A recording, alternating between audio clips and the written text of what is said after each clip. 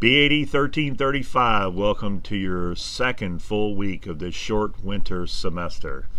I certainly hope each of you are taking time to be with family and friends and enjoy the holiday, but also making sure that you focus on completion of your assignments over these short 4 weeks. This week we're going to look at modules 4 and 5. So in module 4 we're going to continue our journey down creating communication products by looking at revising our initial draft. So this is probably one of the most critical elements of drafting communication is the review process, how we go back and make sure that what we've written, what we've crafted, not only fits the audience, but it sends the right message, it sends the right tone, and has the right content, that we've eliminated the possibility of misunderstanding. So we're going to look at that, we're going to revise some messages, we're going to practice on that. And then in Module 5, we're going to look at 2 chapters. We're going to look at Chapter 7 on electronic messages. Obviously, this includes email. One of the most common ways that we'll communicate in the workplace.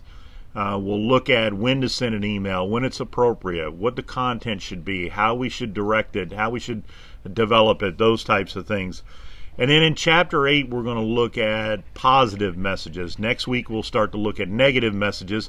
But this week, positive messages, when do we send them? What's the right scenario?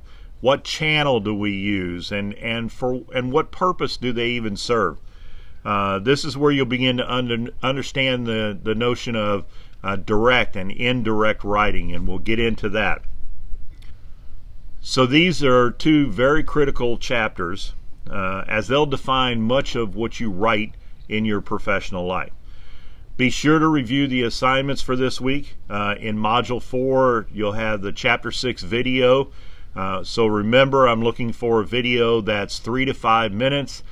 Make sure that you have a professional setting, that you engage the audience by looking at the camera, that you use your notes just to keep you on track, and develop a very professional product that as you move through that.